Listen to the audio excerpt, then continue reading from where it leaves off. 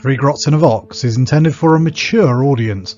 This means there will be crude language and discussions of adult themes, especially if we're talking about tactical marines or Gabriel's Seth. Viewer discretion is not only advised but encouraged. All opinions are our own and often given for humorous purposes. Any advice is given largely for entertainment purposes and would probably be ignored. But if you do learn something useful, count it as a win.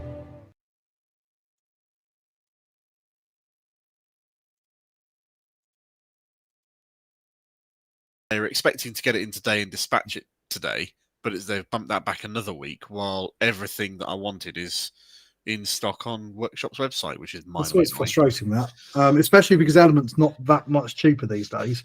Yeah, I mean, it was cheaper enough. It's like 15% cheaper. Yeah. But depends on what you're buying. Some things are and some things aren't. Yeah. Because I'd like to flesh out my Imperialis, Legionis Imperialis collection. And if I'm honest, those new Solo Auxilia that are plastic for Horus Heresy look very nice. Are they going to see much crossplay into Guard? Do you reckon? Are they? There's a lot of stuff that someone's you can easily proxy it. You're still using workshop models, so I can't see any tournament having problems. And tweaking it's like they're all the same size bases, more or less. I can't see anybody having a problem. And they're just the tanks, especially. They're all valid for use by Guard, so I can't see why. Okay, you couldn't use a fancy shiny one.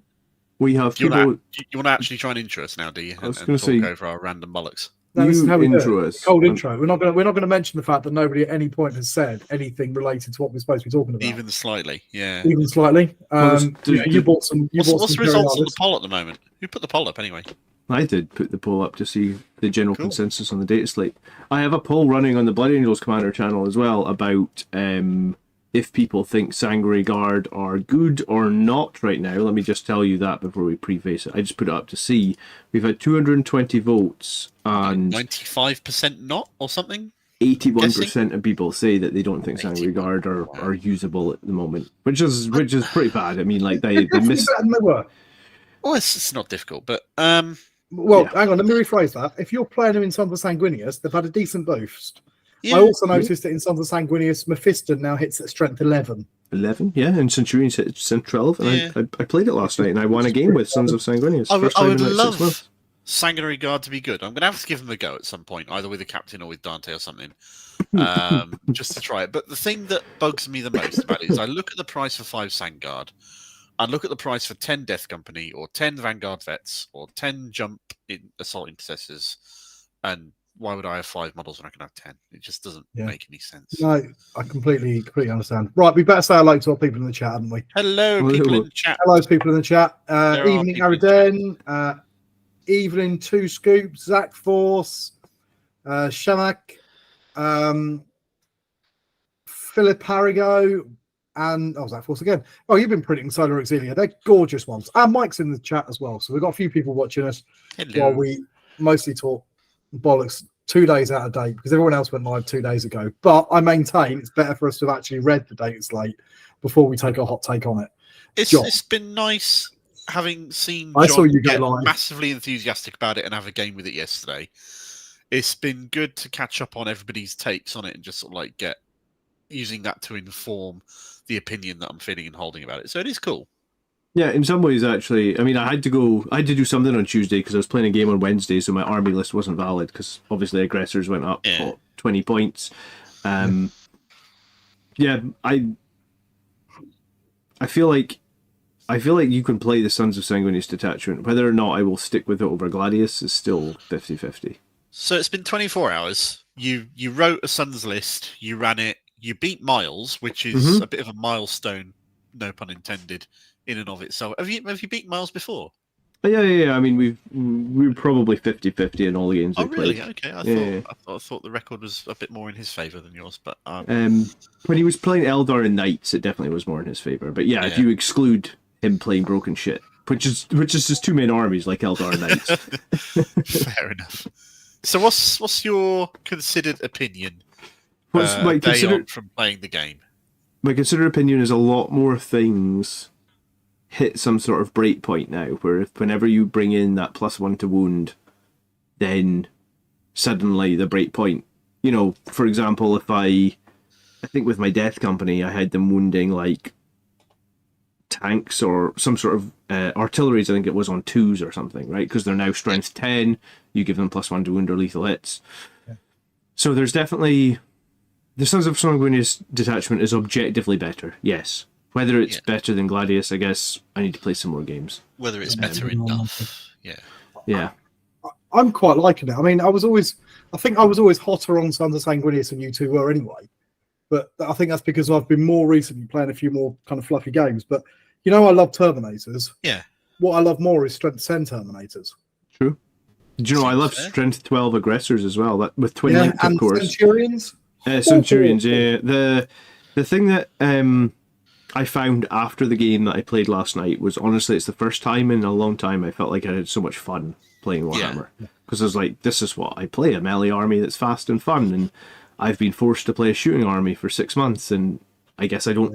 You've been on the shooting bandwagon for years, though. Even when Blood Angels was all about the fast and the hitting hard and the slicing and dicing, you're all about no, we need to put some shooting in it as well. Well, true, but now I can put slicing and dicing back in. And my breakdown last night was about 1,100 points of melee, so there still was 900 points of shooting in there. But I guess if we go over the last 6 months, my breakdown's been 200 points of melee. So it just felt a lot more Blood Angels to me. It's nice to play a fully balanced army, because even though I always maintain that, I've got a balanced army, it did lean more into shooting than it did melee. And now I like it. I like Sons of Sanguinius at the moment. I'm sure it's probably not competitively as good as Gladius or Ironstorm or the others, but it doesn't feel like I'm running around at a massive disadvantage by playing it. It's not like I'm playing First Company or what's the other useless one? There's two. Stormlance is the other Stormlance, yeah. They still feel charge successfully, but don't hit worth damn. Yeah. So I think that's quite an improvement. Living Ghost says the Sanguinors coming back on the menu a little bit, and Strength 8. A lot of people are saying it, talking about it. Yeah. Even looking good as well. Living Ghost. Something that surprised me last night, real quick, was that chaplains were hitting it like Strength 8.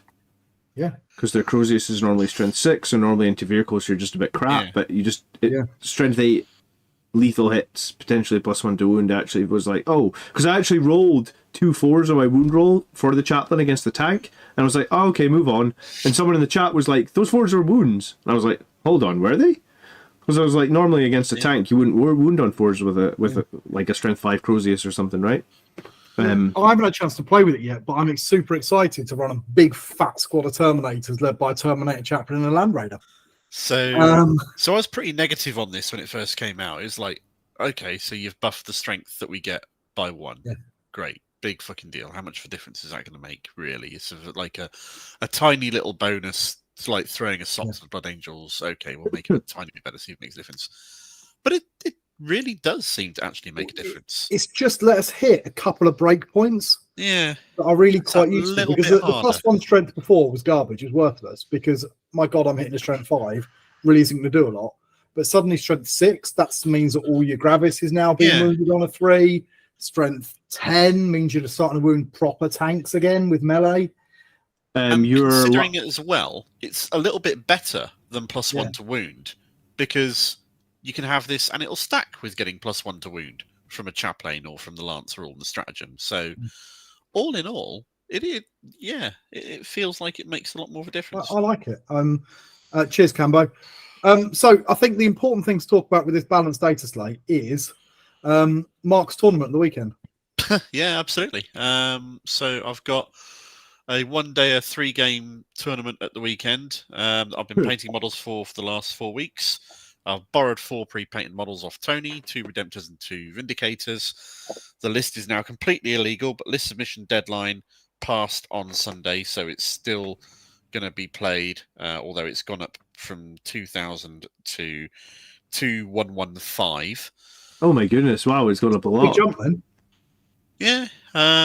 What's all jumped? So the Redemptors went up 10 points. Right, what else has jumped? Let me tell you what's in the list.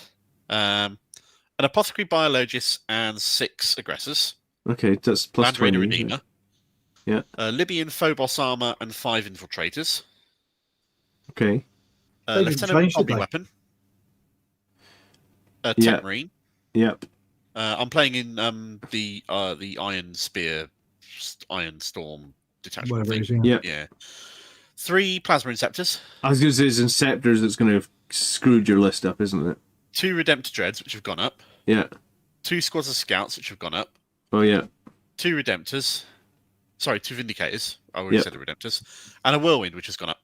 Wow, yeah. Well, it's all the stuff that had been flagged in Art of War's S-class top tier bullshit tier list, meta list that they did. We're going to have to call you Andrew, aren't we? Well, I figured doing a one-day tournament, let's take it, what the hell. To be fair to Mark, he said before he even entered it, he's like, right, I'm going to do one tournament. I wanted to go full-on meta.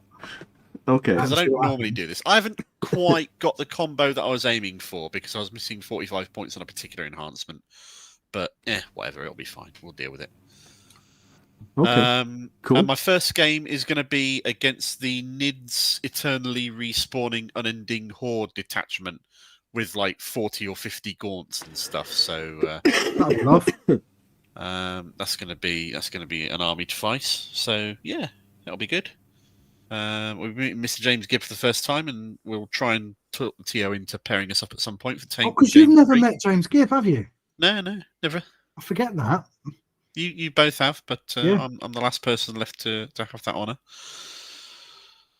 So maybe I'll get to play his Sons of Sanguinius list, and we'll see how it goes. Yeah. Okay. And as of about half an hour ago, it's all fully painted now. So that's Look cool. at you. Congrats. Okay, well, do you want to start? Send us an army pick. I was going to say, I was going to wait for it to all dry, and I'll do that tomorrow under the daylight, and I'll post a pic of it all, and it'll be good. Zach saying on the chat that his army went up by his Chaos Spacemen went up by 100 points. Yeah, that's a pretty big jump, isn't it? I was going to say it's frustrating when that happens. Well, I mean, I'm going to have to rebuild my Gladius list because it went up by like 50 points. So, well, I then went away, and on Wednesday after the Dataslate, I then built a new 2,000 point list, which is Sons of Sanguinius with 10 Death Company and Lamartis, 10 Van Vets with a Captain and a Sanguinary Priest, 10 Assault Intercessors and a Chaplain with Jump Pack, 2 Brutalis Dreadnoughts, 2 Death Company Dreadnoughts. Oh, and an Eversaw Assassin, and like 5 Scouts and 5 Infiltrators or something. Double Death Company Dreadnought's quite interesting. I'm looking forward to running that. That'll just be stupid and fun. It does sound it. Like I say, I quite like where Blood Angels are at the moment because the units that went up, I felt, okay, I've got no problem with them going up. They probably should have gone up. That's nothing to do with the win rate. It's just for the internal balance. It feels right that those few went up. The couple of points drops made some of the stuff a little bit more viable, and the change to Sunday. I've got a summary on what's gone up and what's gone down. If you're interested, I think we probably should talk about that, shouldn't we? Okay, so if we're looking at points, then none of the Blood Angels faction stuff changed. So Sangard didn't go down, nothing went down, nothing went up for the Blood Angels, which is all fine. Everything got slightly better. I was going to say, you made a really good point just at the start of the stream, though, that I didn't realise. 10 Jump Intercessors, 10 of them, are 5 points cheaper than 5 Sanguinary Guard. Yeah. And they'll do a bunch of mortal wounds on the charge. Oh, yeah. If you charge... They'll have the same OC. If you charge 10 of them into a Sanguinary Guard squad, you'll literally pick up half the squad of Sanguinary Guard before they even swing their swords because of the mortal wounds. Yeah, I was like, oh damn, holy crap, okay. Which is why I wanted to put a chaplain with them in my stupid beatdown list, because then you're stacking the chaplain's mortal wounds when you activate them to fight on top of their mortal wounds when they charge into something. Can the chaplain go with them? Yeah. So you could have a chaplain and 10 jump intercessors, so you're strength 6 with +1 to wound, no CP spend on them whatsoever. That's actually not bad. Yeah. Don't get me, it's not got great AP, but you're throwing a lot of attacks out there. You know, everybody's got an extra attack for SOS, and well, I mean, the way I was going to say, 85 points. The way to kill something like Blightlord Terminators is to throw shitloads of attacks at them, right? Because they've got a really good save, or Death Shroud Terminators or whatever. So, like, if you've got those guys jumping in and doing 5 mortal wounds, and then you're just going to say, well, you know, you got to take 30 saves because I'm strength 6 with +1 to wound at -1. Well, we're probably still going to lift off 3 or 4 Terminators just because of the weight of fire. So, and then the Brutalis can do mortal wounds on the charge. They can obviously do tank shock as well. Even the lowly Furioso Dreadnought, moving 6 inches at 150 points, can do mortal wounds when you select it to fight. We've got a lot of options for it, which is interesting. Yeah. So I think that's quite nice. So looking at the changes, then we said about all of them. Aggressors have gone up by a little chunk. So I can tell you exactly how much they've gone up by. So aggressors are now plus 10 points per 3 models. Okay.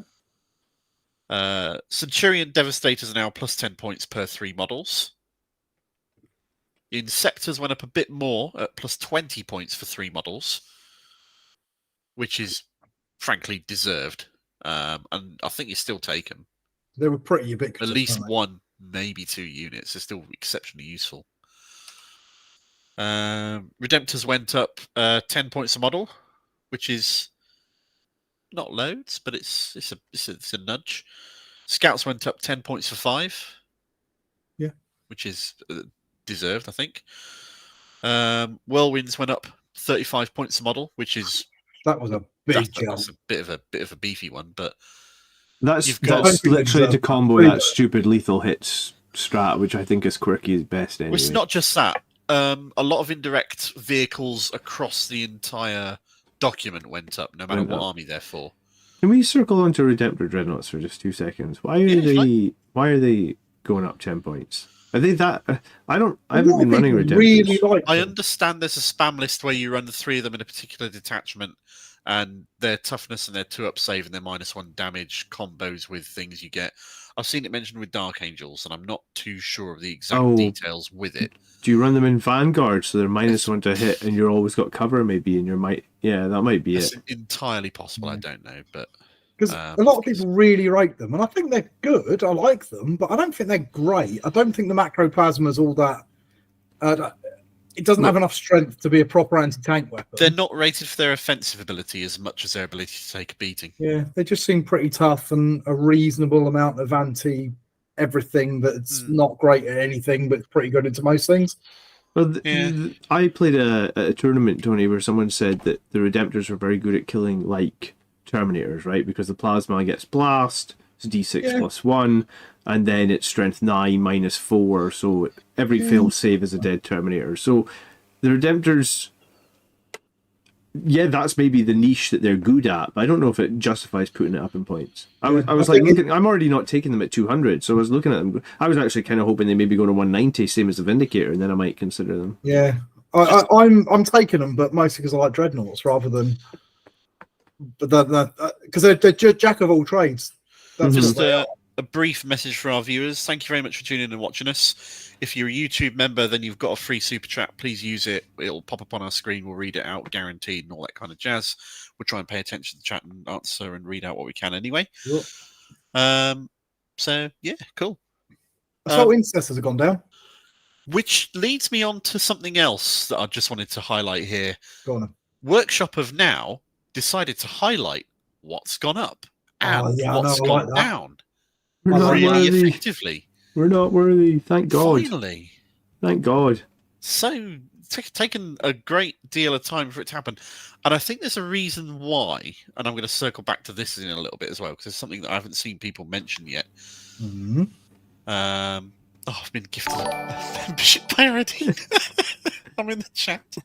Thank you so much, Aradine. Very much appreciated, as always. Cheers, dude. You're going to have to turn off getting gifted. Oh, jeez. Yeah, for this channel, absolutely. I have to make sure somebody gets it who deserves it. Go on. So, Assault Intercessor's gone down by 5 points per 5 models, which is a little bit, but it's not massive. I think they're a bargain. They're Heavy the cheapest. Intercessors went down by the same, though. And that's a bargain. Heavy Intercessors are legitly good. Not enough people run them. I ran them into Khorne, and I got charged by a unit of 8 bound. And normally, if an 8 bound charge, your Blood Angels models just pick them up off the table. I swear to God, he killed like 1 Heavy Intercessor. It's amazing. They're a tasty brick. Incidentally, Aradine, you keep doing this. You're awesome. We love you. Great. Yes, we have invited Aradine to join us on a game of Darktide at some point in the future, which we'll have to do so soon. Yes. And get that out there and done.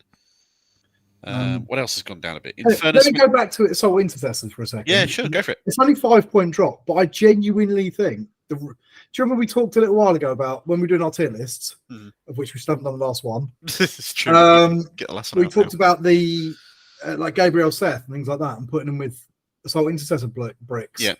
And Mephiston sticking with the Assault Intercessor bricks. 150 points now for 10. Yeah. That's kind of 9th edition tactical marines cheap? I was going to say they're 10 points cheaper than 10 tactical marines now. So what about? So you take your Land Raider Redeemer and you put Mephiston plus 10 assault intercessors inside it, and just or charge it Gabriel towards the middle of Seth. the board. True. Put Seth in it. 10 assault intercessors. It's a lot of it's still not an expensive unit. I was going to say it's 20 OC as well. So you just flood an objective with them. Oh yeah. If you just want something that's going to run around in the middle of the board screaming. All right, I'm going to do that next week. I'm going to drop the Centurions and I'm going to replace. So 3 Centurions is the same as 10 assault intercessors. Yeah. I think 3 Centurions is better. I think it'd be hilarious. The amount of high strength, high damage output your Centurions had that nothing else in your army had, I'd reconsider what you dropped for it, personally. What can you put with that? They were the most damaging things in your army, weren't they? Yeah, I mean, they killed one. The thing is, Centurions get bogged down when they're not fighting vehicles and monsters. True, the 4-inch movement. It's a fair point. Because their strength is to sustain 2 against vehicles and monsters. Yeah. So if they don't have a vehicle and monster target, they don't do much damage, it feels like. Can you put anything with Seth to boost their damage even more in the same squad? You could put a Sanguinary Priest in the squad with Seth because he's a captain. Which is the 5+++ and gives him extra point of AP as well, which will boost his output. So that would give you Seth, who's a bit mad, in a unit of 10 assault intercessors. And the extra AP on these with extra AP will be useful, and strength 6 and extra attacks. So the only thing that they wouldn't be great against, right? Because you could play +1. Yeah. You could play lethal hits and +1 to wound from Honor of the Chapter. So the thing that they would not be good against then would be T12. T12. And to be fair, Chainsaw's not being effective against them is something you can understand. I was going to say, even against T11, they wound on 4s. It's a boatload of attacks. And you AP -2. So I've got a new anything with a Beeble Honey Whiskey, which I've tried a little bit of, and I'm going to have a little bit more because that was quite nice. I am not doing shots for super chats.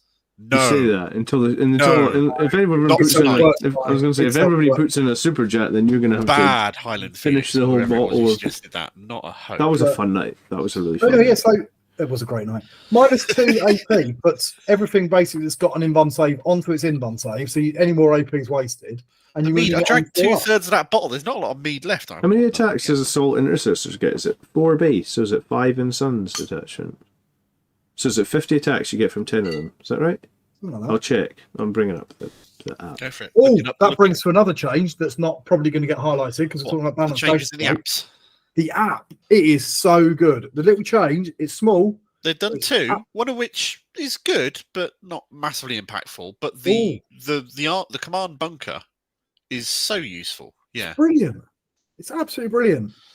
Where you had to piss around into 2 or 3 clicks left to see what your unit did from your army list, and now literally everything your army does is all in that one. All place. of your strats.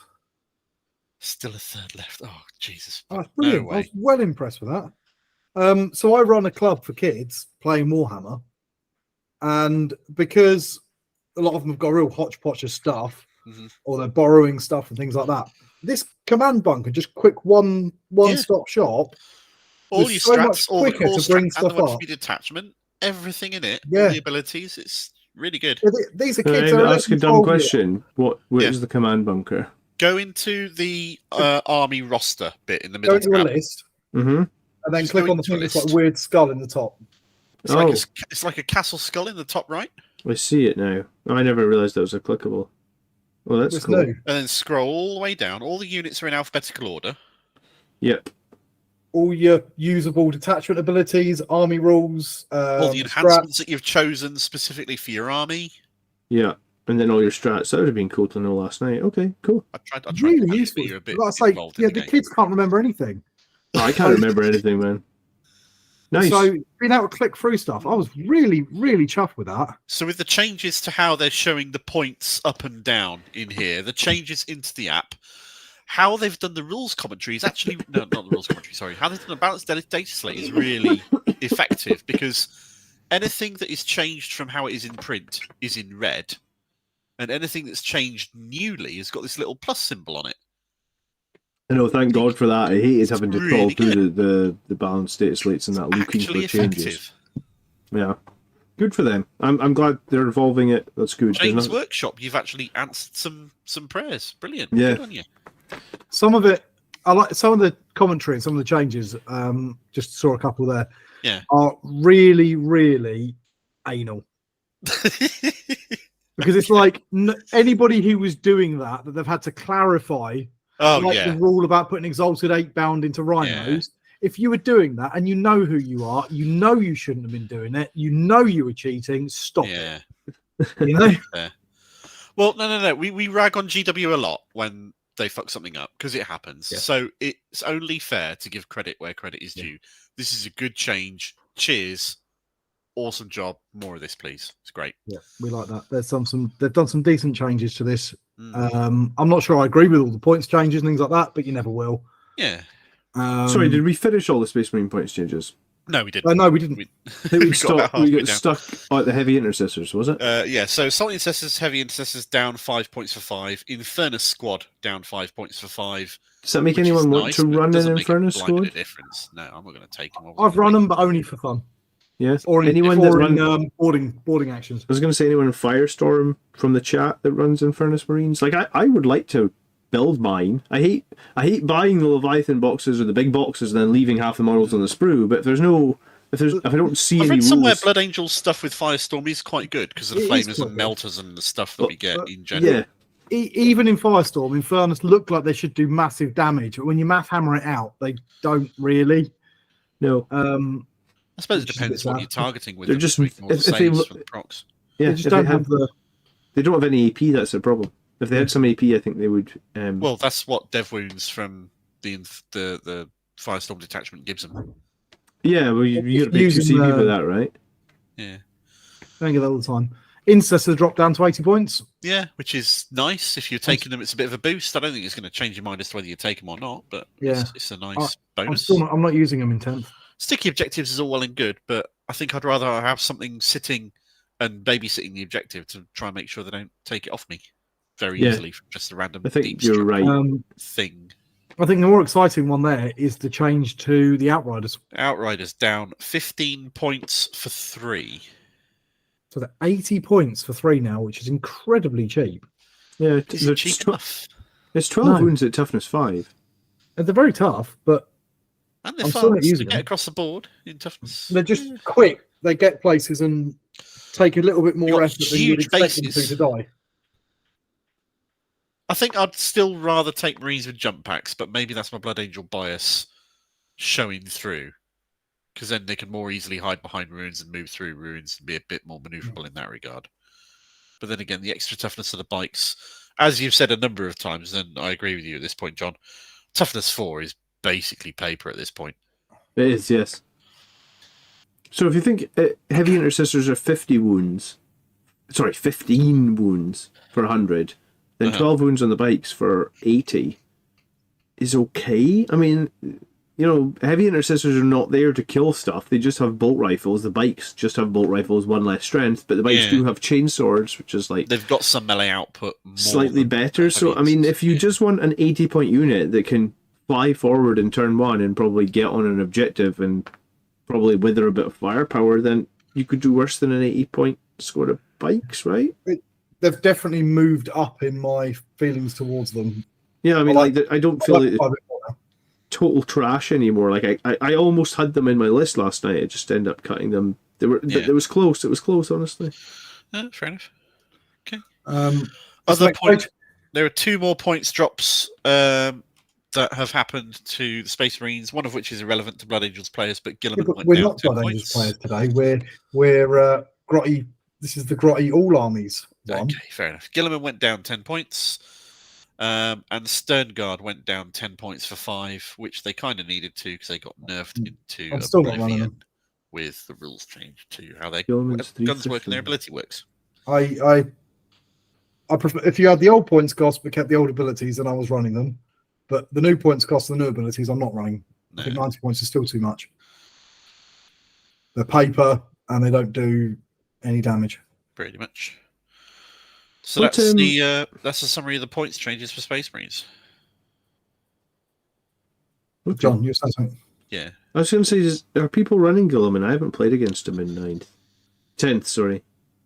The Ultramarines list is a Vanguard list that uses Uriel Ventress. Whether or not Guilliman goes in it or not is kind of like sauce to taste more than anything else.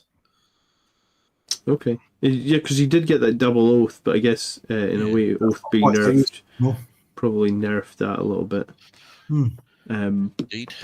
Yeah, I don't think I love the changes to Space Marines, because what they've done is they've picked aggressors, devastators, inceptors, and scouts, which basically is the four of the best units, and they've hit them, and all they've dropped is unit. Like, I'm a big advocate of heavy intercessors. I think they're great, but I don't think they're giving much more options for Marines. Like, I think they would have had to pick a few things and be like, right, well, assault intercessors with jump packs are actually kind of garbage out with their 4 mortal wounds that they do on the charge. I suppose philosophically it's bringing units down rather than raising everything else up. And that might be a question of keeping it in line with other armies as well at the same time. Essentially, I don't think it's going to have much of an effect overall on where Space Marines are. I think it might have an effect on where Blood Angels are, and I do think they might climb a little bit. But I don't know. So we better catch up on the chat, because I've just noticed we're well behind on that. Go for it. So Mike likes his heavy I'm paraphrasing massively here to try and whiz through these. Mike likes his heavy intercessors, says they're pretty tough. Highland's in the chat. Apparently I look dapper. Thanks, Highland. And Reziel. What else we got? A lot of people liking the app. I'm trying to roll through. People are saying that I'm being naive, expecting people to not cheat. Okay. Mike likes the way that the rules have been cleared up around D6 +1 damage and things like that. Do you know what that means? Do you care? Well, I do know what that means, but I thought we would get to that later anyway. Okay. A few people liking big squads of stuff. Rezi's not that bothered by sticky. Bit of Outrider love there. People, and I think I'm just sort of skipping along. Cambo, Forks and Toughness 5 base and Space Marines should be as well, because they kept wearing Ceramite. Can't make sense. And yeah, a bit of love for the Bobby G. Yeah. Okay. Yeah, that was my super quick summary of the chat. Yeah. Okay. I get what you're saying. I just think that hitting all the strongest units, and I'm sure they've done that in other codexes. I feel like they should hit some of the underused units. Like, I've said this before, like Reavers. No one, like, one of the things that people were like, are Reavers viable now? And I was like, no, I still don't think they're viable. Like, why don't units that are completely unviable ever get touched? I don't know. Maybe I'm better. I'm a Custodians player as well, and I do play them. I did quite want a bit. to mention that because I understand they've got a bit of a buffing from they have, yeah, changes in here. So the big thing they've gained is that the Aegis of the Emperor now works against death wounds, which is should have done. Yeah, that was an oversight, 100%. So that makes the stories so much better than they were, right? Which is a decent buff, and they've also had a couple of little points drops as well. Like John's saying, the things that really needed a points drop, which was the Forge World stuff, didn't get it. And the thing that probably didn't really need a points drop did get it, which was the Alaris Terminators. So Alaris Terminators, Custodian Guard, the Wardens, the bikes all got a drop. The bikes are still too expensive and a bit shit. The bike captain is still not got anything useful to lead. He's a bit like the bike chaplain is now for Space Marines.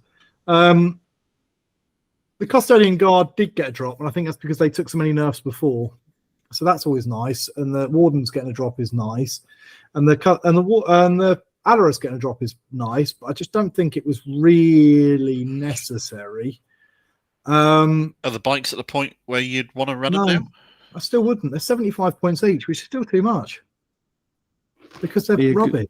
They only have a strength 9 gun on those bikes, don't they? They used to have like a 3 up to wound armor, and then now it's like a 5 up. It's just not. There's no way to fire in the bikes. There's just not any real reason to bring them up. They're relatively quick, but that's about it. They're not all that tough, and they are still very expensive. But, and this is going to blow your mind, I'm going to eat a little bit of crow. Now, I've been slagging them off and saying how uncompetitive they are. And I still do believe that they're not particularly competitive. I think these buffs might have helped. We'll have to see how that works out. I haven't had a chance to play test it. But I said about my my little club at the school. Yep. And there's about 8 or 10 kids trying to play games there, and I'm running around like a mad thing trying to give them rules and this sort of stuff. And there's one little lad, and he wasn't sure what he wanted to play, and he played a bit with the Blood Angels because he borrowed mine, and he wanted to try out the Custos. And I said, yeah, of course you can try out my Custos. And I wrote him a list, and it wasn't a very good list. In fact, it was garbage because it's got like Telemon Heavy Dreadnought and Sagittarium Custos. It's kind of list I wrote for the starters list, was it? That were just rubbish. You know, the Forge Roll stuff, basically. And not the good, well, only reasonably good Forge Roll thing. And he's absolutely owning every game he plays. Even when he's playing with like significant points handicap, because we have all sorts of weird numbers, like 800-point games and silly stuff like that, because it's kind of what the kids have got. So I always write the list and try and balance it against what the kids are playing. And it always wins. And it's becoming now a bit of a problem because nobody wants to play this kid, because the kid always wants to play the Golden Shiny Boys because they always win, and nobody wants to play them because they always win. And it's like kind of in a really competitive environment when you're playing people that absolutely know their rules and absolutely know how to play, then they're still not very good. But if you put them in a casual game where you're playing over a couple of tables that we've pushed together with piles of books for terrain, then they absolutely destroy all comers to the point of being an embarrassment. Okay. And I just haven't given them credit for that, I don't think, because I don't play those style of games. And I can see a little bit now why people have a bit of a hate for them, because I think a lot of people are playing those kind of super casual, over a table, not really properly playing lists, and are getting absolutely mullered. You know, I watched a kid playing Tau, and he was so excited. He worked so hard painting his army. And then the Alaris deep struck down, and they killed like 2 crisis suits in the shooting phase, got a charge off, and wiped out half of his army. And it was like, that's so soul destroying. That kid just slightly misplaced them and got absolutely wrecked by bloody Alaris that aren't that good. All right, okay. So anyway, a little ranty bit over, but I said I'd eat a bit of crow on that because I think sometimes I'm definitely guilty of losing sight of how a lot of people are playing the game. Well, it's part of what helps us have a nice rounded point of view, in that we're 3 different people with 3 different priorities, and we focus on different things. But I always say never I'm hurts to get other points of view, obviously. Yeah. Clearly, I do still have that mindset. Maybe that's hard to get out of, I suppose, once you've developed it. Yeah, that makes sense. I'd like to see Custodes back on the table, though, because I kind of hate it when they go any army going through like a long period where no one wants to play them. It's just a real feel bad moment for an army, right? Yeah, I don't. It's nobody likes having their army, because I barely played them in 10th because I found them boring and slow and the opposite of what I liked about them. I mean, Rezial saying Alaris is a good stat line. Movement 5 is not a good stat line. The movement 5, what the hell? They're supposed to be doing like backflips over shit. You can see it in a different way, another point of view, by looking at how down the Blood Angels community has been since 10th Ed came out, and then just looking at what we've been for the last 2 days on what looks on the surface to be a very minor increase. Oh yeah, absolutely. Resi says I play Death Guard. Well, that's on you, mate. You knew what you were getting into. I wanted fast, shiny golden boys, not Death Guard with bling. People do learn things more effectively the hard way with pain and all, but it's also difficult to tell that to kids. There is. They want to have fun. What they like is rolling lots of dice and seeing lots of things die. And they're not all that bothered when lots of their own things die. As long that as was it's John their last turn, night with they his get to unit kill a of lot whatever the your fuck that things. was rolling 40 dice. What was that? Oh, that was the Death Company on the charge now. 40 attacks, I guess. And they love it. They just love seeing like huge casualties in every time anybody does anything.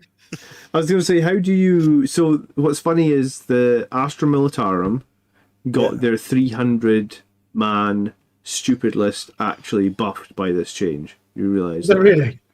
Yeah, because now they can issue orders from units that are basically disbarking from a transport. Yeah. And I believe that means that they can revive them, is that right? And then still get issued orders? But like, so the 300 guard unit is due to the timing. Yeah, maybe. That actually better than it was before. So I don't think I'll ever see that list again, but my goodness, what a weird... You still have kind of Vietnam flashbacks against that list, don't you? Yeah, they were all painted like freaking Ketchikan. Yeah, it was like Vietnam. It's like every time I kill 10 guys, 10 more appear. I was going to say, it was like, I did take some pictures. It was like, I was like, what's that movie, Platoon, when he's smoking and he sees like all the enemies? That's what it was like. Nice. It's like, Charlie Sheen running through the jungle. On the subject, though, of Workshop looking at this with more of a competitive and listening to players' point of view and actioning what people want, at least in terms of how the points are shown, how the changes are shown, and so forth. Did either of you watch the MetaWatch video that was on the did, and stuff? I had some beef about that. So, did you see who was doing the talking? Well, yeah, I didn't read the It wasn't Stu Black. Nope, and it wasn't Nick, the other guy, either. Yeah, and it's normally Stu Black who's obviously been doing a lot of the talking on these things over the past. Would Stu Black not have been at LVO though, right? Like he may well have been, but if they wanted to fly him back, they could fly him back, I'm sure, or have filmed it or recorded it, whatever they needed to do, because they've held the MetaWatch with Mike Brandt remotely, and they did with two different people in two different rooms. So that's the thing that they can do. The chap who was talking on behalf of the design team, his name was Josh. Okay. And I know this chap. I don't know him well, but I know him. His name is Josh Roberts. He's been a staple in the UK tournament scene for at least as long as I've been, since I got back into 40k in 2013. And he was winning tournaments then with insanely cheesy Eldar lists and everything else at the time. He won multiple tournaments last year alone. And the year before as well. The biggest one being the Leeds Super Major GT, which he did with Eldar. And Josh Roberts is one of the best 40k players in the world. He's up there with people like Manny Chima, Nick Nanavati, all those sort of people. He's been in the UK team for over a decade for international things like ETC and WTC and so forth. This guy knows his stuff. And to have him months out from winning tournaments and now working for GW in their design team and being their face on the MetaWatch article, I think that says something.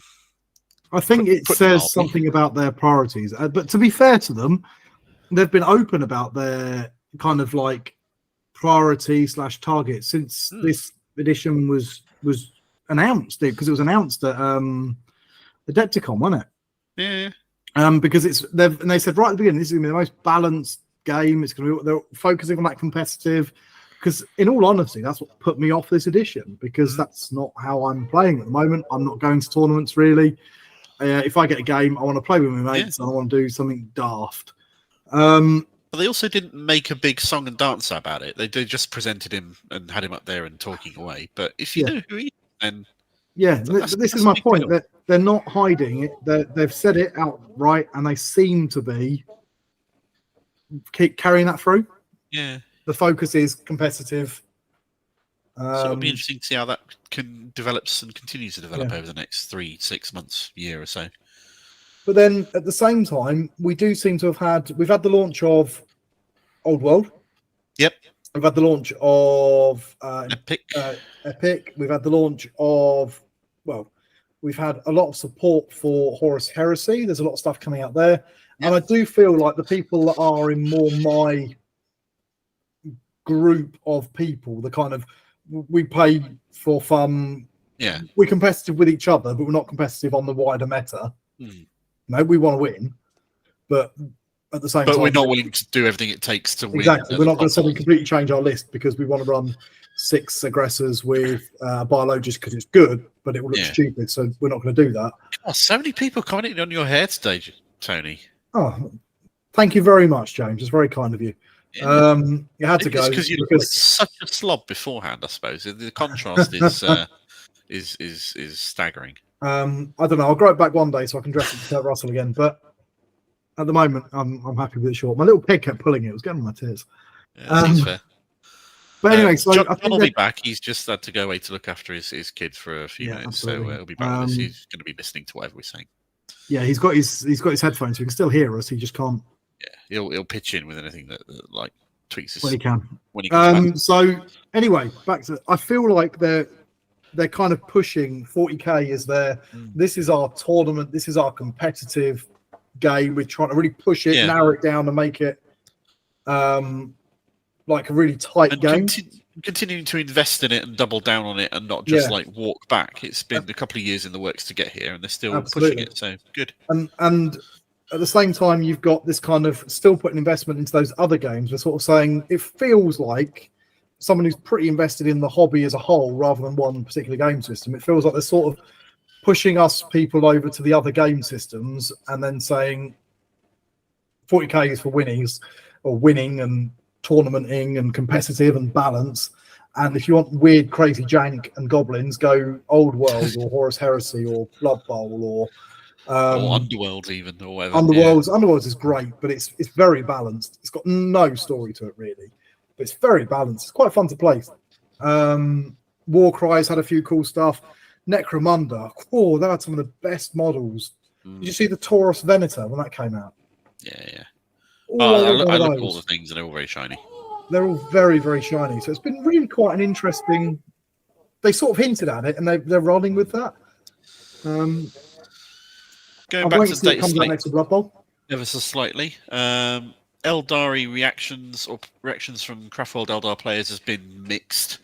Some people have been going, "Oh my god, the sky is falling! You've nuked our army," listing it on eBay for dirt cheap prices and all that kind of jazz.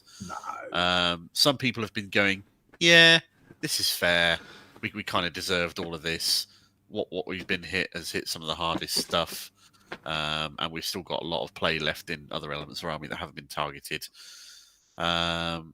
And some people are actually quite positive about it because it means that their army is going to be less looked upon as a doom goblin, essentially. I'm hoping that's the case because Eldar are one of the OG classic brilliant armies. I want to see Space Marines, Imperial Guard, Orcs, and Eldar battling it out. That's the four that I want to see. It's really easy for a design team and a rules team to nerf something into obscurity where the army will be dead for the next year. Custodians. And it's really difficult to just like target what you need to so that it brings it from not being overpowering but being playable and beatable. And they're trying to walk that line with Eldar, and I respect that. Yeah, I think they're doing. They're just right. They said they're going to walk it back slowly, didn't they? And I think they have. Thank goodness they nerfed the Incarn. Can I just say that? The Incarn teleportation was pretty ridiculous. It was obnoxious. The 12 fate dice down to 6 makes perfect sense. That's so huge. Whatsoever. Huge change, great. Yeah.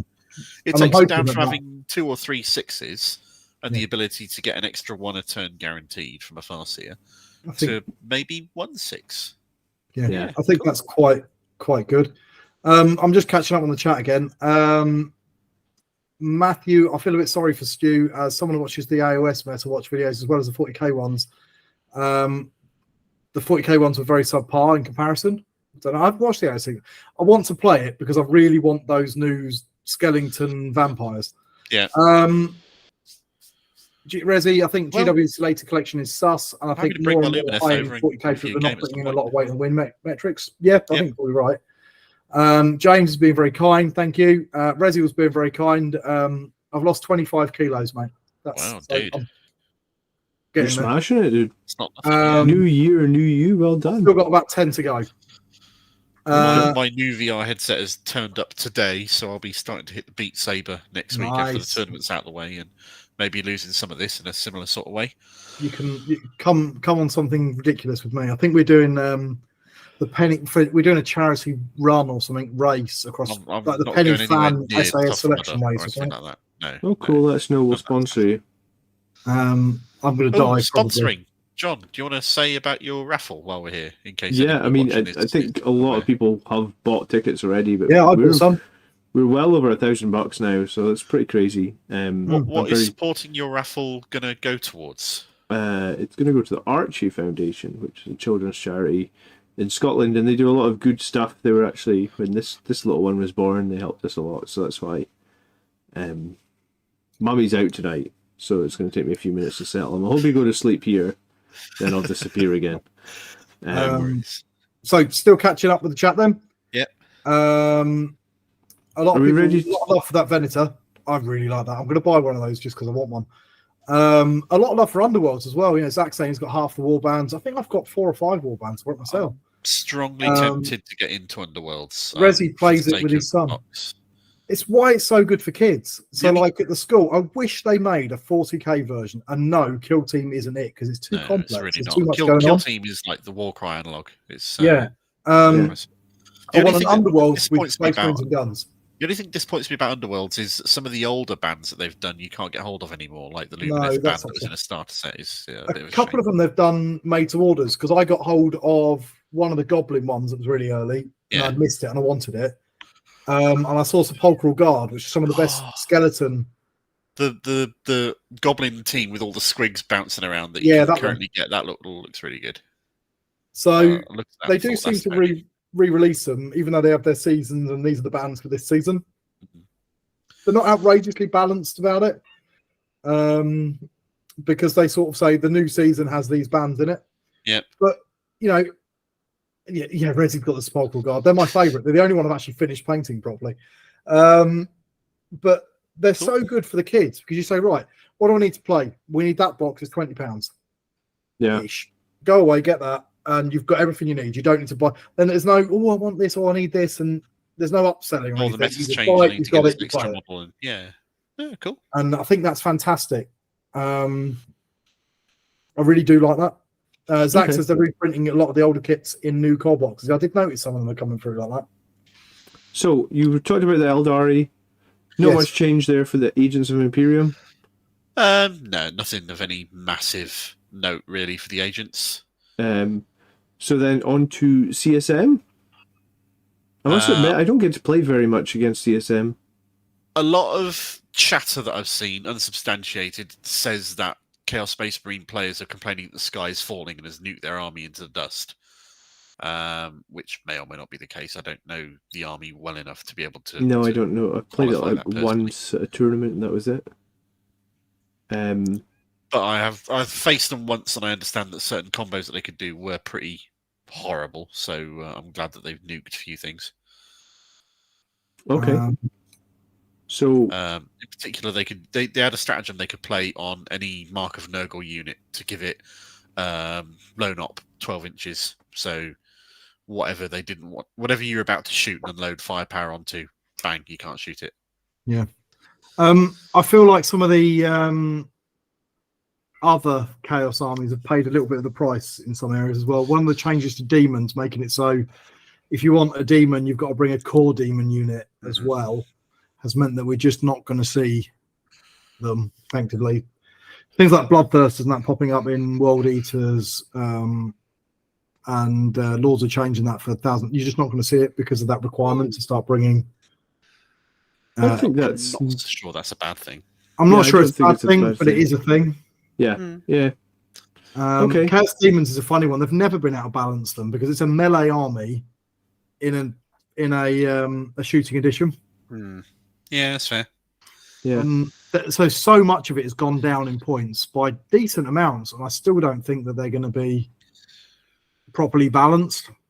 Okay, so what is this a change to the biologist and his double grenades? Yeah, previously they could use grenades as many times as they wanted, or as many times you had biologists for, which is obviously going to be a maximum of 3, and they've reduced that down to effectively 2, because you can use grenades once normally, and then you can use their ability to get grenades a second time, but only a maximum of do it the second time, so you can never do it 3 times. Oh, I'm going to message Colin after the stream and I'm just going to say, ha ha ha, your grenades are nerfed. Fair enough. Just scrolling about. Warp talons went up as well. That seems weird to me. I don't think warp talons are being run that much. I'm not a CSM player. I don't know the faction all that well, but I don't think I've played against them at all. Not warp talons anyway. Maybe someone in the chat will tell me otherwise. Dark Angels, they've taken a big decent points drop, haven't they? Have they? Yeah, almost every one of their unique units has taken a points drop. Well, I mean, they did get arguably nerfed in some places. On another point of view, they've got a new codex unofficially out as part of the special advanced box. So the new codex isn't officially out. So the new points in line with what's in the new codex is not this. No. And won't be in this until after the non-limited edition version of the codex is out, and they've had 3 or 4 weeks or something of that being out before they release the points updates for it. So, so Dark Angels might be in a bit of a weird place. Sorry? Death Guard, Plague Burst Crawlers went up a bit. Good, I hate those things. Plague Marines went up a little bit. I think in some ways that's a good thing because you would never take the Terminators. You'd always just take Plague Marines. So I think by putting them up just a little bit, they've arguably made Terminators a more viable choice. Fair enough. But I don't really think they needed nerfing, if you know what I mean. They weren't exactly storming the meta, were they? We haven't seen. Oh, sorry, I was going to say I haven't seen anyone running bullet drones this edition. So I guess this will hopefully bring some of them back. I mean, the cynic in me says that's because GW sold a load of them in previous versions, and now they don't need to sell them anymore. But Drakari, they've had a bit of a buff, haven't they? They've almost everything in there. I can't really comment on Drakari because they've had a systemic change with the new detachment that they've been given, and I understand that changes them on a fundamental level. As well as all the points changes, as well as the balanced data slate. That's what I mean. Drakari have had a real shake-up. The Drakari buffs are going to be quite big, right? Because they can disembark now, and they got some new stratagems. I believe the Kabalite warriors can get sustained hits too when they disembark. That'll be part of the new detachment, which says to me that Drakari were not on the list to be getting a new codex until the very end. Probably, yeah. I guess any win rate percentages that they had before are kind of irrelevant now because it's just gonna insert a new detachment that most people are gonna end up playing. Yeah, they basically have a fresh new index in a way. Cool, good for them. I hope the Drakari players enjoy it. So I'm hoping they're good because they're another one of the sort of really fun armies to play against. They're cool. They're really quite special. Gene Stealer Colts, Pure Strains went down a bit. I don't care. I don't play Gene Stealer Colts, and I don't know anybody who does. He plays them really, really well, and they can be very annoying. They can be. And they've got some really cool models. I've got some because I've got some in some various boxes, but I've never even put them together, if I'm honest. Yeah, cool. They just, when some armies just don't speak to you. I look at them and go, not interested. For boarding actions or Space Hulk or whatnot, the Gene Stealers, they don't feel like a pitched army on a battlefield kind of an army. They don't feel like they should be an army to me. They're a bit like Harlequins. I feel like actually feel like I'm going to rein in my language now that we got a young child. Oh, he can't hear you. He can't hear you. He can't. No. Does that mean you can swear outrageously? Just mean John can't. Okay, that's fair enough. He's looking very confused by what the hell's going on. Yeah. He's like, what are you doing, Dad? I was wondering if he was fascinated or confused. So rolling down, Grey Knights haven't really had much in the way of points changes apart from Brotherhood Librarian going on. So Brotherhood Librarians were the stupid characters where if you roll 2d6, you do a bunch of mortal wounds. Yeah. They've also had a change on some of their weaponry as well. They have. They've made it a bit better. So good. And the other thing is they did tweak the data sheet for a couple of them, didn't they? You mentioned so, yeah. One of their characters now, what it is it Voldus? who used to have a benefit when he teleported down, he could gain a bonus to charge, a big bonus to charge. Well, they've clarified now that that also applies when they use their teleport jumping about. Because not they just count when he as deep being strikes in. reset up. Yeah, that makes sense. Which is a big buff to him, because it means that now you can start with him on the table and bounce him around. You haven't got to deep strike him to get that benefit. Cool. Which is a decent buff. It does make him a lot more playable.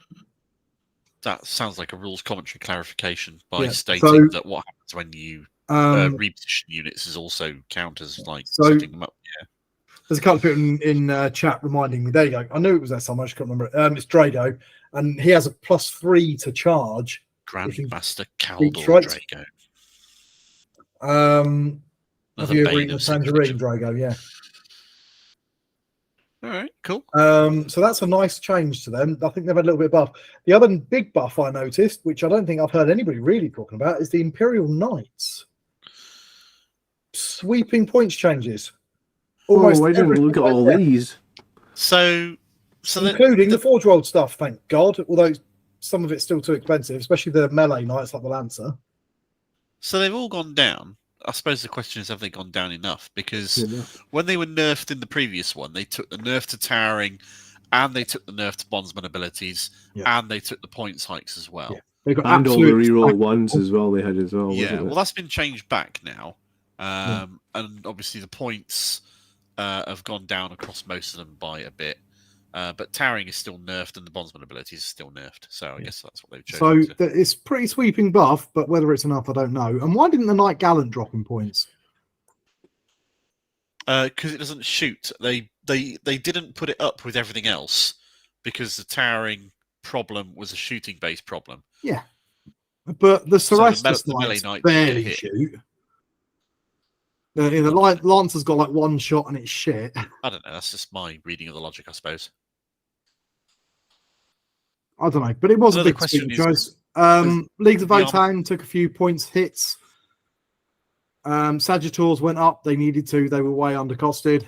They were super. What were they, 90 before or something, wasn't it? Like that, yeah. The Hearthguard. Sorry? And the Hearthguard and the Thunderkin. The Hearthguard were they're like the Terminator version ones, aren't they? I don't know if Votann well enough. And then the Thunderkin were the ones with the anti-vehicle guns. Yeah. Is that right? They've got they're the sort of like three guys with a weird moly gun thingy shooting. Yeah, that gets to Overwatch vehicles on good rolls and stuff. Yeah. I mean, those are three really good units. Fine, put them up, but I feel like, like this is the same as the Space Marines a little bit. It's even worse for the Votann because the Votann only got like 10 units to choose from. So if you put those three up, how do they fill in the rest of the list? There's nothing. The only thing I will say is, and I haven't got the original one, so correct me if I'm wrong, but they took some pretty hefty points drops fairly in the last couple of bits going round. And I feel like some of these points increases have sort of just kind of balanced out the points drops they got before. Maybe they went a little bit far. Drizzle in chat makes a good point, which is the points drops on the Knights might not make much difference to the Knights themselves, but you might get an extra squad of Voidsmen in there or an Inquisitor or something. It's just an ally, which is fair. So I don't know. I haven't played Votann once in 10th. I've played Votann once ever. Oh, really? I've only played them a couple of times in 9th. So in 10th, I literally haven't played them. I think I've only got one person other than me that owns any of them. Okay. And they people don't seem to be playing them. I don't know Sometimes when new armies come out like that, unless someone's got a real excitement about them, they obviously had the controversy when they launched it first, which was these are broken beyond all hell. James Workshop has to come on and personally apologise for them in a genius video, which was still that was a great video. What's this foot doing, mister? Is he ticklish? Oh, do you want out? Okay. Right, fair enough. Necrons are a bit controversial. That's because there are no changes? They've taken no changes whatsoever. Wow. And that's surprising. The general point of view on this is that they're obviously fresh out of a big win at LVO with a new codex. Yeah, with all the detachments.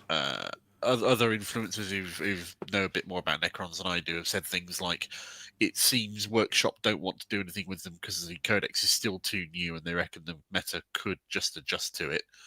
And if not, they'll get a little emergency change between now and the next balanced Dataslate in 3 months. Possibly, yeah. I haven't played New Necron since their codex dropped. I've played them in 10th, but not since the codex, so I don't really know firsthand how they play. They seem strong. Like I say, the one on LVO, they've got a few busted combos. Eternal Crusader reckons they've got a backlog of monoliths to shift. You know what? There's always one person, no offense to you, Eternal Crusader, but anytime something's doing well, there's always one guy in chat who's like, it's so they can sell models. Dude, they do that anyway. Normally that cynic. Like, I'm normally the that person happens who anyway. commercial point of view to everything that they have in stock gets sold. It's never, like and one tournament win doesn't. And they don't have any stock left of it for the next 6 months. I understand monoliths have sold out on the Workshop store at the moment. So, what else we got? Orcs. Moving on to Orcs then. They've had a couple of points drops, a couple of points buffs. They didn't feel too bad to be honest. Orcs have felt quite balanced this edition. Yeah. Have you built your Stomper? I haven't yet. Is it still in the box? It's still in the box. You're looking I also didn't get a points drop. Why didn't he get a points drop? I suppose it's not exactly their focus. Maybe, yeah. No, I haven't built it yet, but that's all right because I've got about 12 or 13 years before the little mini me is big enough to play with them. So I'm Give right. or take. Yeah, that makes sense. I will build them though. I've now got about 4 or 5 orc units to build for him, and I haven't done one of them yet, so I probably should get a move on. I haven't even built the Christmas Goblin. Oh, dude, he's here. I haven't built him. He's still sealed. I've gotten more enthused in general painting and hobby stuff in the last few weeks over having to paint this army for Saturday than I have in the last few months. So I'm actually now starting to do my Dante, finally. Well, that'd be good. Having built it, I've ordered some of the new Striking Scorpions. I've got 5 of them turn up to build. They're really nice. I'm going to try and finish off my Leviathan Marines. Now I've done those couple of indicators, I'm going to try and get the Leviathan stuff finished off, and then I can put that somewhere and move off painting Space Marines for a little while. That seems reasonable. I've painted enough red for now. I fancy doing something else. Leviathan Tyranids or onto your Stomper, maybe? I might do the Stomper, I might do the Tyranids. I'll be doing a little bit of Battletech stuff for people. So I'm not sure what I'm going to do. Although in about 4 weeks we'll have something else come on our table, which is not Warhammer related, but will take up a little bit of our attention. As John has started to shift us onto a new card game coming out in about a month. Yeah, we are. Star Wars Unlimited. We've got another channel we've started up on that. We're going to be getting some cards for this card game. It's like Magic the Gathering, sort of, but Star Wars flavoured.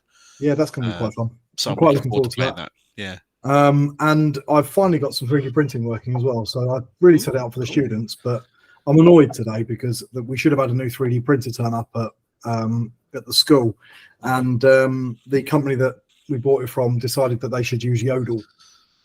Right. So if that ever turns up, it will be broken. Wonderful. I've seen feedback on the Space Wolf changes being a bit meh. Obviously, they've got no changes here in their points whatsoever, and I'm given to understand that the buffs they get in the data slate aren't massively beneficial to them. Yeah. At the end of each player's turn, you can select one of the sagas. The comparison I heard was you compare that to Black Templars and they just get them from the start, whereas Space Wolves have to jump through a bunch of hoops to get the similar sorts of benefits. What is even the point?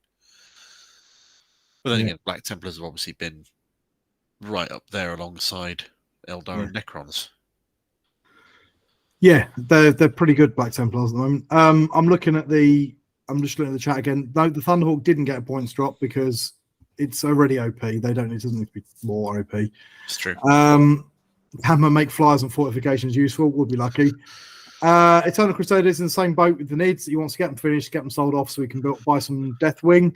I would run a Hammer full bunker in a heartbeat if they gave it an OC value. Yeah. Resi has a Decipher Star Wars CCG collection from the 90s. I think I remember that. Oh, yeah. Yeah. I bought into that. I don't have any of the cards left, but I remember it very well. Zach Force says I've got to put Mechanicum seals on the printers before I can print anything with them. Star Wars Unlimited has got some things in common with the Decipher Star Wars CCG, but it's also is its own game in a lot of ways as well. But it's got a space arena where all the space units fight and a ground arena where all the ground units fight. They don't mix really. So hold on, they've got elements. Space Wolves got no changes as well? Not to points, no.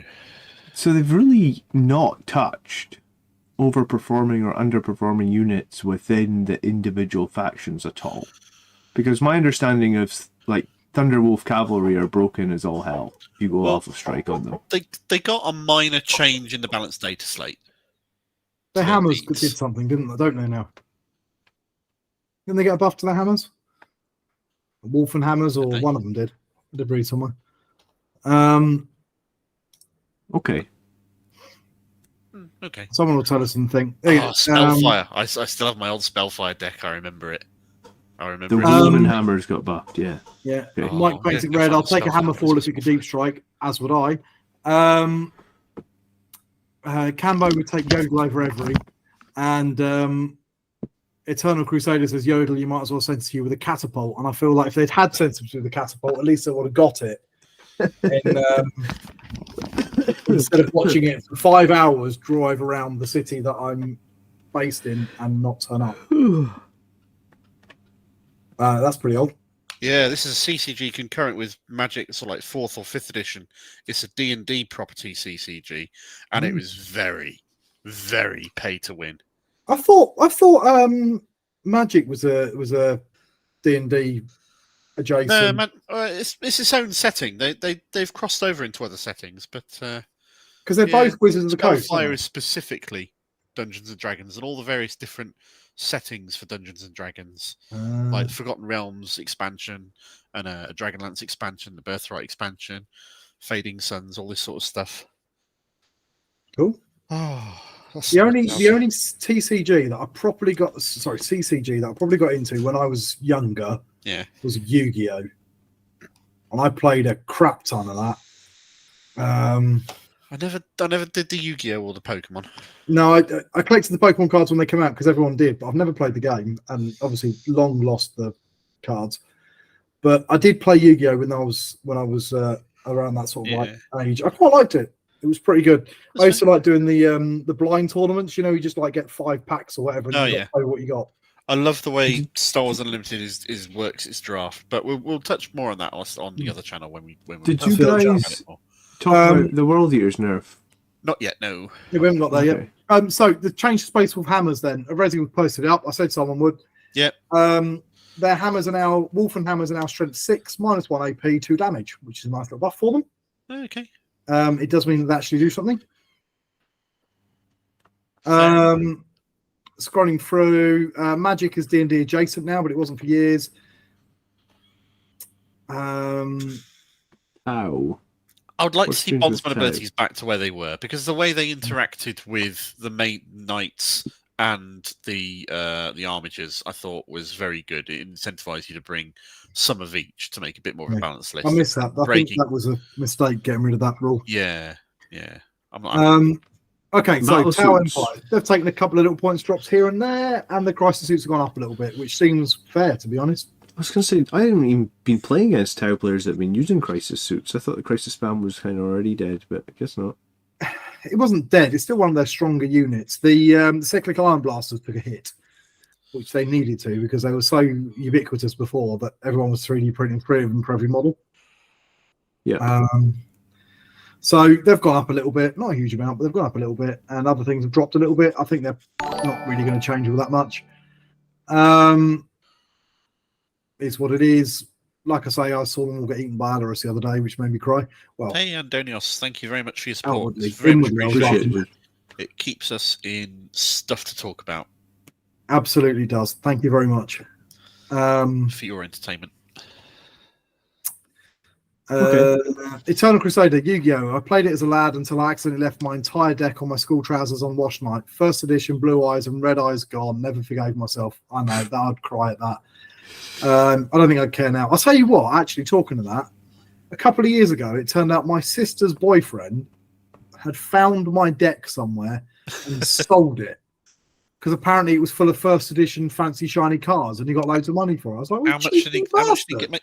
What, like hundreds? Apparently, you got a decent amount on it. I was like, what? Hang on, you cheeky bastard! Just because I left it at my parents' house, it doesn't mean you can nick it and flog it. Well, apparently it does. Did you get any comeback? I was going to say, Campbell's asking if desolators are just non-existent at the moment, aren't they? So, with whirlwinds going up as much as they have, yeah, are desolators now maybe back in the conversation? No. Whirlwinds are out. If whirlwinds were only in the conversation for that one detachment, and it was a super edge case, in my opinion, I think whirlwinds are completely irrelevant now. I haven't run a whirlwind. I disagree, because I think it's useful to have a little bit of indirect fire. But you're running Ironstorm. That's what I said in that one detachment. No, not necessarily, because let's say you're facing Eldar and they've got a single Farseer sitting in the back that doesn't have lone op, handing out buffs and increasing its fate dice, and you can just drop some rockets on it and kill the Farseer. Yeah. Okay. There are, I think, enough uses to have a little bit of indirect in your list. Yeah, I can see that, and they weren't outrageously expensive. Yeah, and desolators will be a lot more delicate than a whirlwind, because obviously they're people, but they're also a lot more reliable firepower when shooting other infantry, because they don't suffer from any of the hit problems, and they have ignores cover when they shoot and all this sort of stuff. So yeah, maybe they're worth another look again. I don't think they are. They just die to the incidental return indirect fire, so maybe not. A whirlwind's a lot more survivable. Yeah, but no, it's a thought. I don't know. I'm not sold. I don't think. Yeah, I'm really unsold on the whirlwind. I was unsold on it before at like 145, I think. So 180, I'm like, oh. Yeah, fair enough. Yeah. Looking back at the chat, where he says should have put the Cold Star up and left the Crisis alone. Yeah, I could see that. Mike's been running a whirlwind. He seems to like it. Okay. And Darian played against 2 squads of Desolators in a doubles event 2 weeks ago, and they did absolutely nothing. Fair enough. That's the point. A doubles event has been announced in Birmingham in November. Oh, yeah. Yeah. So let me know if you're up for that. Oh, that could be a laugh, couldn't it? Yeah. Yeah, I'm interested in that. November's enough time off as well that. Yeah. Come back to me. I'll drop you the details and come back to me. Might let me out for that.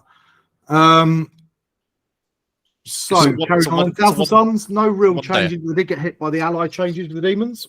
Yeah. Which we've already mentioned fine, that, so I'll scroll in on, I suppose. All right. Nids. Deathleaper, Neurolictor, Gargoyles, Pyrovores all took a little bit of a points hit. Gene Stealers, Broodlords, Norns, Tyrannofex, Toxicrines, Tyrgons, Screamer Killers all went down a bit. Yeah. Screamer Killer going down a bit. I know we didn't really see it, but I didn't think it was bad. I just think it was out-competed a little bit. So I'm quite nice seeing that go down a bit. I've mentioned this on the Discord, but James Gibbs' first scheduled game on Saturday is against another chap from Bristol. He's a top bloke called John. And his army consists of 3 Norn assimilators, 3 Norn emissaries, and associated crap like some rippers and lictors and stuff. I love the sound of this list. I don't know if it's good or not, to be honest. I suspect it's not. Amazing. But at the same time, I just think that would look fantastic. It's a proper full-on kind of kaiju monster mash list. Pacific Rim list, that is. Hopefully he gets to play against an Imperial Knights army, because that'd be amazing. That gives me a laugh. Yeah, that is a stat check list for sure. No, it's a fun list. The guy has multiple times won the most fluffy award in the same tournaments we hold up in Birmingham. So he's just in it for a laugh. I used to run a monster mash list for Tyranids many, many years ago. I had a Tyranid army. Now we're talking probably 15 years ago or so, maybe 5th edition. And I run a monster mash list. It was all oh Christ, what are they called? Not Screaming Carnifexes. Yeah, it's basically just a crap ton of Carnifexes, and then Rippers to make up your troops choices, because that was back when we had force organisation charts. And I miss that. That was a lot of fun. The only thing I'm unhappy about the new Norn models is, honestly, I wish they were bigger. Yeah. Has anything changed with the spore mines with the NIDs, or no? It's still exactly the same. No, I don't think so. I don't think so. I've not seen highlighted in anything that I've read. They're not. No, there was no mention of it, was it? Okay.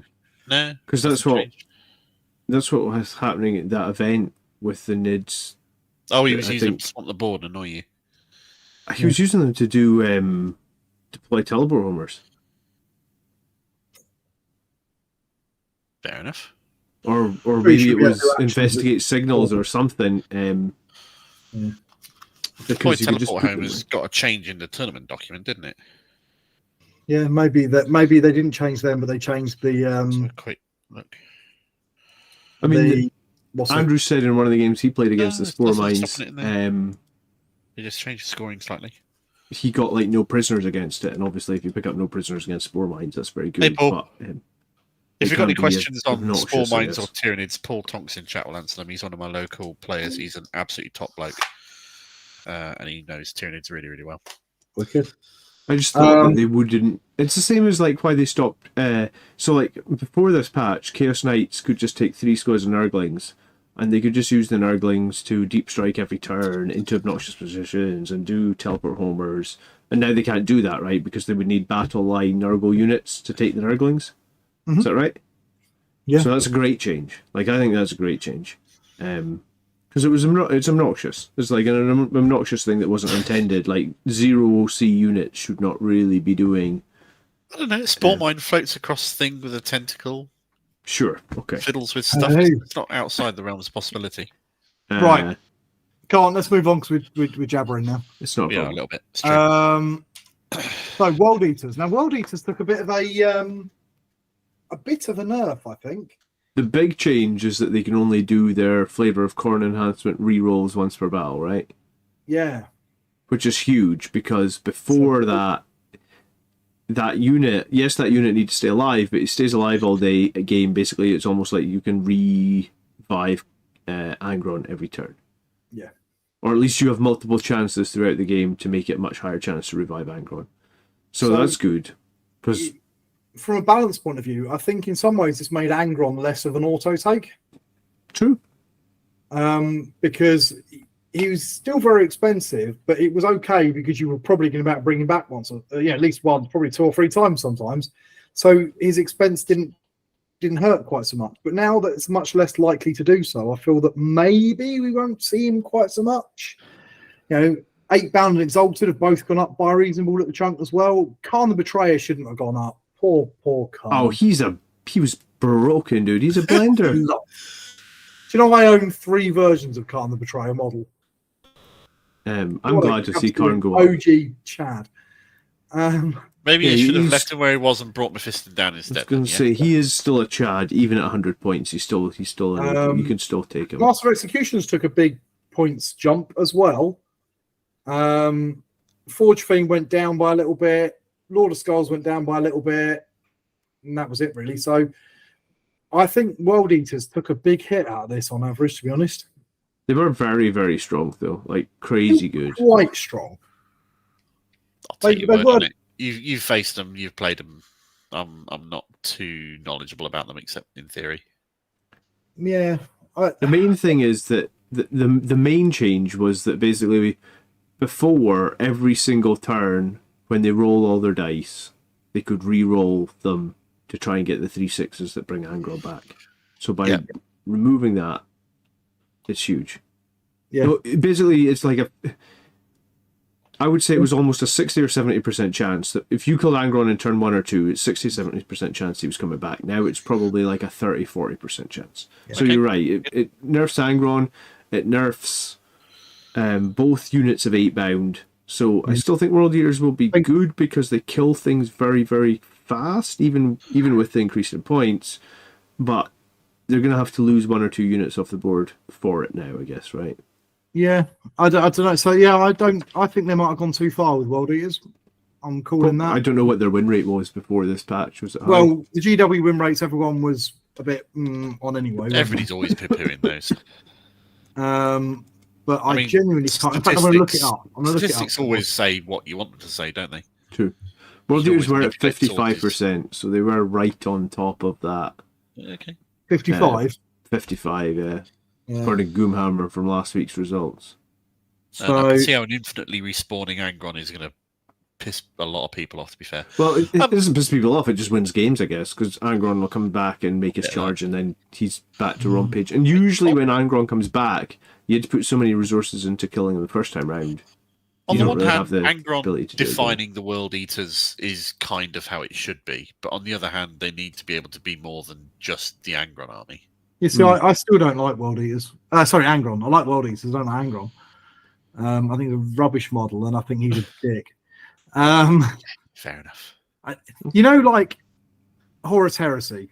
Yeah. And I was looking at all the different legions, and I was like, I quite fancy doing a traitor legion. All right. Well, I'm looking at them and I think, Khan was an absolute Chad in the Horus Heresy. He was brilliant. It was this whole bro thing with Argutal, and every time he comes up in a book, he's such a cool dude. And you look at them, and you think that's really cool. And then there's that whole the Iron Warriors had some fantastic characters in there. Mm-hmm. And you go through them all, and they all had some fantastic characters. But every time you're like, I might do that. And then you look, and then the Primarch was Angron, who's a knob, a useless idiot. Or Percy. Percy was just a penis. A horrible guy. Fulgrim. All right, they had a few. So, they're well out the window anyway. Mortarion. You had some absolute great characters, and then their Primarch was awful. Rez raises a good point here. Have you seen the Angron model in person? Yes. Outside of Warhammer World. Because I know he is a bloodthirster. It's a frequent thing that you see where you see pictures of models and you think, they don't look that great. Then you get to seeing them in person and they sort of grow on you and they think, it's not as bad. The big thing for me with him is not that the model is particularly bad, because I don't think it is particularly bad. It's that it looks like a bloodthirster. And if I want a Primarch, I want it to look like a big, beefy, scary Space Marine, corrupted because he's a Chaos Space Marine. But if I wanted a Bloodthirster, I'd have a Bloodthirster. And I just think that whereas some of the others, that new Fulgrim Ascended, he still looks vaguely, you can still see the humanity in there. It's just twisted and evil, and I love it. Mortarion, big, creepy.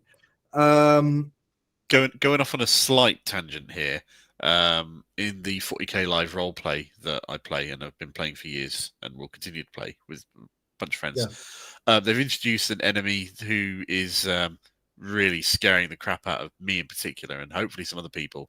And he is a guy who's turned up with these dreadlocks and things in his head. And it's like, are they? Do we know? Do you have the lore to know what they are? Are they butcher's nails? Is that oh crap, it is. Okay. Yeah. Oh, let's step carefully around that guy. Yeah. He's gonna go off on one and try and kill everybody very soon. Ooh. What's funny is I was looking at the MetaWatch article while you guys were speaking about that, and they show all the win rates, but they didn't show the win rate for World Eaters. I've literally got it on the screen at the moment. I'm looking at the same thing, and I can't see there's no World Eaters on there. Yeah. Did they forget them? I don't know. But yeah, so I'm just looking at the chat still. Look, Matthew doesn't like Angron because it's a terrible Primarch. Should have just put a stop to it. Yeah, just put him out of his misery. Zach, he's hunched over like he's trying to poop in the woods. Exactly. And Rezi, he's basically. I know he's a bloodthirster, but that's boring. And he looks like. I wanted to have even the 30k one had a little bit more to him. This guy, big red wing bloodthirster. There's nothing special about it. And in fact, I think the bloodthirster models, especially the 4-year-old bloodthirster models, just look better than him. Okay. And that's what's disappointing. So, rules commentary, as a note, moving on from the point stuff, is worth a read because they've obviously got all these other weird rules and things that change and deal with interactions that you wouldn't come across all the time. But they got this little bit on the final page of the rules commentary, which is worth noting, in that they've changed to proper corn of the actual core stratagems in there. Yes. So, command reroll any phase after making an advanced charge, desperate escape, or hazardous test from your army a hit roll, a wound roll, a damage roll, a saving throw, or a determined number of attacks. I mean, all they've really done here is clarified it so that the target of command reroll is a unit. And it is a battle tactic stratagem, and because it targets a unit, it can be interacted with several effects, essentially. Cool. So it's just a clearing things up more than anything else. The rapid ingress there, the clarification is that you can only use rapid ingress if you're deep striking. Yeah, so strategic reserves are no longer available for rapid ingress. Yeah. I guess that changes a little thing. Yeah, it's worth being aware of. I wasn't using rapid ingress all that often, honestly. I'm a little bit surprised to see this on the final page of the rules commentary rather than highlighted somewhere in the balanced data slate, to be honest. But maybe it's just not a major enough change and it's more a rules clarification than changing how it works. So I suppose it makes sense in that way. Matthew says it's the best and the worst. Why does it have to be 20 pages? I mean, I think Miles said last night on my stream, he was like, they just need to update the rules. At this point. Well, if they did, then the rules would suddenly be 20 pages longer than they already are because they included all of this in the relevant rules. So I guess it's part of their effort to be more welcoming to new players and having a streamlined core rules set, and then you can look at all the detailed stuff in the rules commentary later. Yeah. Makes a degree of sense. It's weird because at this point, last edition, we'd had like 4 or 5, well, maybe not 4 or 5, we'd had at least like 3 chapter approved books, and every chapter approved book came with like a mini rulebook. Yeah. And as far as I'm aware, like I don't have a mini rulebook. I'm still humping around the damn book from Leviathan to every game I go to. You can get one. You can eBay it for 20 quid, and it will have been one of the ones out of the starter set they did. Sure, they also sold it separately, didn't they? They sold the mini rulebook hardback, yeah. But I just expected there to be like a chapter approved mini rulebook. I'm glad that they haven't. I'm really glad that they haven't. Because you're paying for stuff you literally don't need. Yeah. That you've got 10 times over already. True. But it was a massive complaint I had. It's just weird to me that they wouldn't have an updated one by now. That is sold, I guess.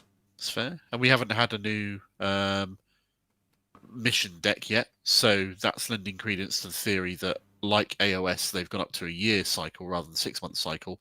Maybe they've gone up to I'm not bored with the current one, to be honest. Yeah, I agree. Having another mission deck of cards and stuff in June, July this year, I'd be cool with that. That would be fine.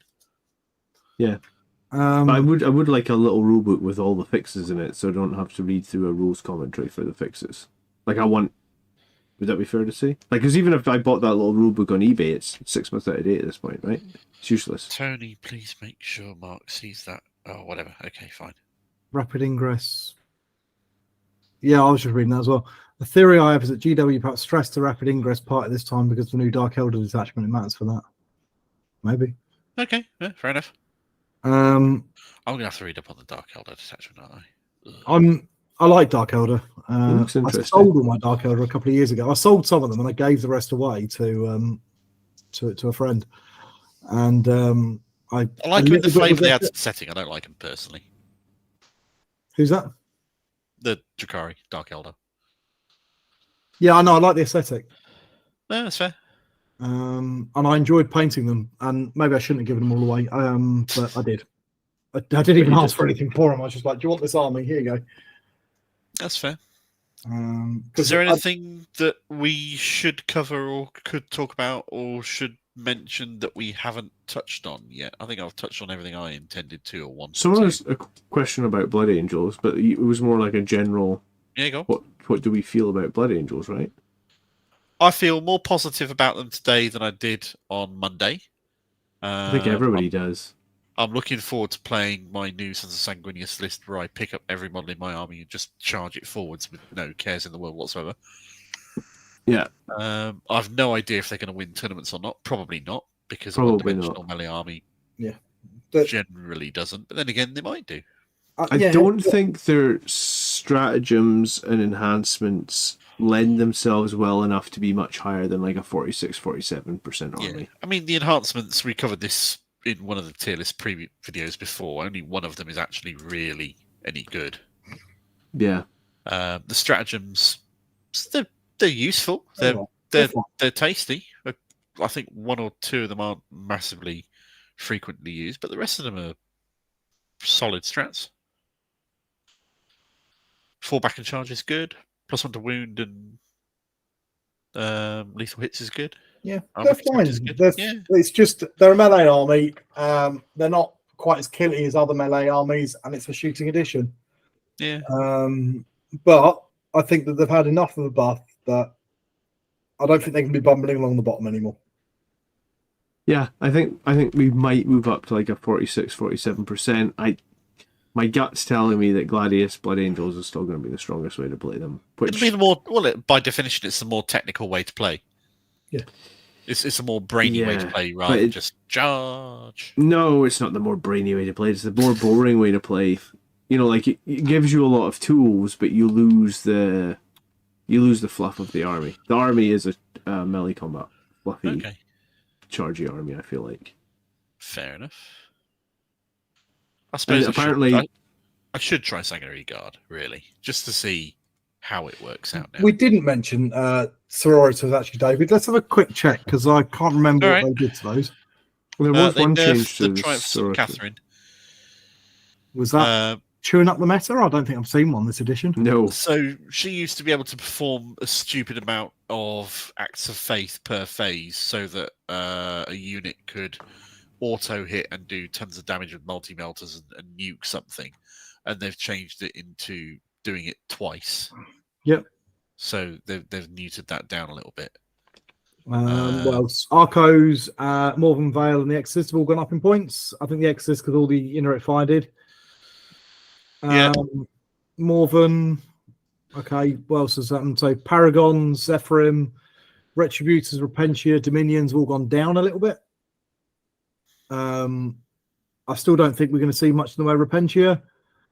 We might see some Retributors, but I'm not sold on it. Will we see Paragons? I think the problem with the Paragon Warsuits is the Meltagun, right? Yeah. They're relatively cheap, though. 170 points for 3 is a reasonable drop. I don't think they're going to change how they play very much, to be honest. They were always a bit of a janky army anyway in this edition. And one of the best things in the army is the Castigator, and that's not changed at all. So yeah, I'm not sure we're going to see an awful lot of difference there, to be honest. Don't know what you gentlemen think. I had so many games against Sisters in 9th. I think I played them once in 10th, and I felt they were super underwhelming. They were never massively a shooty army with a couple of outliers in their list, really. Yeah. No, that's how they're in 10th. Yeah. Because Repentia and 10th not being very kind to melee meant that their big builds of Mass Repentia and that took a real hit. I was going to say, Mass Repentia, Mass Seraphim, they were two of their nastiest squads, and they'll have taken a hit on AP and strength, and like you can't get all them the in. other things that melee got. Yeah. And Retributors are in a similar boat because they've only got multi-melters, and multi-melters are not good against multi-melters aren't great in this edition. The Exorcists probably the best thing they've got. Castigators are pretty good, actually, in 10th edition. I mean, I'll quickly bring up the data sheet because I think it's worth a mention. If you want to take over with it, go for it. No, that's all right. I'm not going to. Well, I can bring it over, I suppose, but. All right, yeah, tell you what, let me take over the thing for a second. Yeah, cool. See, the Exorcist has strength 10 indirect rockets, but I guess that's why it went up, because they're indirect. And like you said, they're indirect. D6 plus 2 shots from this launcher. So looking at the so I think the Paragons aren't too bad. I think with their little bit of a points drop, I think they could be reasonably good. You zoom in a tiny bit. Yeah, sure. And at 170 points for 3, would you just have 3 of them running around doing their thing? They don't have that many wounds, though, do they? They've got 4 wounds, a bit low in wounds, and they're a bit low in... 2 up armour's not bad, though. But 4 up invuln.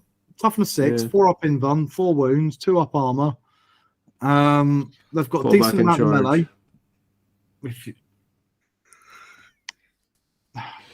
Yeah, I think it's just the multi-melta lets them down. If Yeah, that it does a little multi-melta was bit. strength 10 or something, then I could see them being much better. And in some ways, it's similar to like Blood Angels getting +1 strength. A strength 9 Thunderhammer isn't scary. A strength 10 Thunderhammer, you're like, oh, maybe that is scary. The War Maces at strength 12 is quite fun. I know they've only got AP -1, but that's still pretty fun. True. Repentia are just underwhelming at the moment, and I think they've suffered from that for this whole edition. Yeah. But we were looking at the Castigator, if I can find it. Come on, where are you? There's the Exorcist. I like the Exorcist. See, the Exorcist is pretty meaty. So yeah, Castigator. It's only 140 points. Yeah. Toughness 10, 3 up save, 10-inch move, 11 wounds, blah blah blah. But it's got its battle cannon, D6 +3, strength 10, damage 3. Yeah. It's pretty good. It's They can relatively reroll. tough. It's got a reasonable amount of damage output. Yeah. They're It's just also- it struggles for AP, I guess. They're also due a codex within the next 7 or 8 months. Yeah. Oh yeah, they are getting their codex this year, aren't they? So I'm just looking at the roadmap on a different tab here, just to see what's coming. We're having Dark Angels now. Orcs are next, followed by Custodes, Tau, and Chaos Space Marines by the end of spring. Then summer currently has Gene Stealers, Sisters, and a unannounced codex. Yeah. So yeah, the ability of the Castigator is pretty good as well. Yeah, if you use its auto cannon, then you've got bonuses against hitting infantry, and if you're using the battle cannon, then you've got the bonus against hitting vehicles and monsters. So it's fairly reliably hitting. It hits fairly hard. It does a lot of damage if it gets through the armor save. It's got a reasonable number of shots. It doesn't cost many points. It's pretty solid, I think. Fair enough. Castigator's 140 as well for toughness. Yeah, I don't mind the 3 up. Castigator. I just think its AP maybe lets it down a tiny bit. It does a little bit. It could do with a bit more. You're not wrong. I'm trying to think what else they've got. The Arcos, they're the ones that have gone up a bit, haven't they? What were they? I can't remember what they are. So they're 15 points a model now, 4 attacks. No, why have they gone up? Don't know. Couldn't tell you. Why have they gone up? They're toughness 3 with no save. I'm and not massively knowledgeable about Sisters. they're not. Yeah, I don't understand. Maybe someone in the chat knows why they've had to go up in points, because they look rubbish. Apart from the fact that they're only 45 points even now for 3 of them, so it's a cheap unit, but they just look, they're going to die if you fart in their general direction. Apparently, they were being heavily used in competitive play. Okay. Maybe. Don't know. So yeah, that's the Sisters at the moment. All right. I'll stop sharing. Okay. Cool. I think Yeah. overall I'm quite positive about the balanced data slate and everything that's gone on around it with all the changes they're making. I feel fairly positive. I think It's they not might have gone too perfect. far with the nerfs to World Eaters, as we said. It's not perfect. It's never going to be perfect, but I think it's overall a step in the right direction. Yeah, I think it's a Several solid, steps in the right direction. solid data slate. I feel more pleased with this one than I have in a long time. I feel happy that they actually did something for the 45% win rate armies. I mean, they didn't do all the 45% win rate armies. No. I was going to say they did Nids, Knights, Drukhari, and Blood Angels. And arguably, I suppose they did do something for the Militarum, because they made it that you can issue orders to units coming out of transports. Yeah. So And arguably... also, when you look at it another way, nerfing the real top ones as well is going to, in theory, lift everybody else up a tiny bit. Just by the attrition, yeah. I would like to see them continue to do something like that, where if there is a plethora of armies on 45%, one small change, like I'm not asking for anything massive, like, you know, like what we got this time, Blood Angels got literally +1 strength, that's it. Yeah. You know, but like one small change that doesn't leave them languishing at the bottom for another 6 months. So I think that part of it is very positive, because all 4 armies there, or sorry, all 5 armies at 45% got one small change. Yeah. And that just means that they maybe only come 46, but I just think it feels better Because when you look at that data again in 6 months, you go, oh, cool. I was actually going to go, I didn't make the video yet because I always have better ideas. But if I was ever really stuck, I was going to be like, if you actually look back historically over like 3 years, Blood Angels were 45% for like 8 out of 10 balanced data slates over the last 3 years. And it's like, if you're a single army player like I am, that's pretty shitty, man, to just be like, you're on 45 win rate, we don't care about you. Well, you're in the Goldilocks zone. You know why that is, don't you? It's because they want you to spend more and buy other armies as well as the one you have. I don't know if there's time for that. I can't even have a podcast with you guys without a 2-year-old wanting a cuddle, you know? So. Okay, catch up on chat again then. He got settled again, did he? Ooh, John's dead. Yeah, I'm good. Killer wants to run all Paragons and Sacrosants. That would look cool on the table. David says the reason that Arcos were good was the fact that they got 4-up Feel No Pain, and they're very cheap. They blend the weaker squads, so they're just cheap for their points, durable, little things for killing other infantry stuff. Yeah. So okay. Trading units makes sense. Guard players are mad that their codex was worthless after 2 months. Don't blame you. Yeah, I'd be mad if I was that as well. And World Eaters for the same thing. The fact that being a big limited thing with a big limited codex, and suddenly, oh, sorry, it's all worthless now. Shocking. I'd be pissed. That was absolutely shocking. That was. I was going to say they're falling behind. I think again, right? So if you go back to last year, let me just see if I've got it. 40k roadmap. Maybe, but it's also possible that they've taken a decision to extend the life cycle up from 3 years. Who knows? They might need to at this point. Like maybe there's too many. I do feel there hasn't been many codexes this edition, not compared to the normal kinds of numbers I'm used to seeing. So by spring this year, they're supposed to. If we go back to last year's roadmap, there's by spring, so I would argue spring's the end of March, there's supposed to be 4 more codexes out by then. Orcs, Custodes, Tau, and Chaos Space Marines. I think that's spring's not March. Spring's more like May. May's not summer. May is tail end of spring. Okay. I always think spring's like the first 3 months of the year. No, it's still winter. Now winter doesn't start till December. February is often winter. Yeah. Are they getting out of Codex a month at the moment? Not quite, right?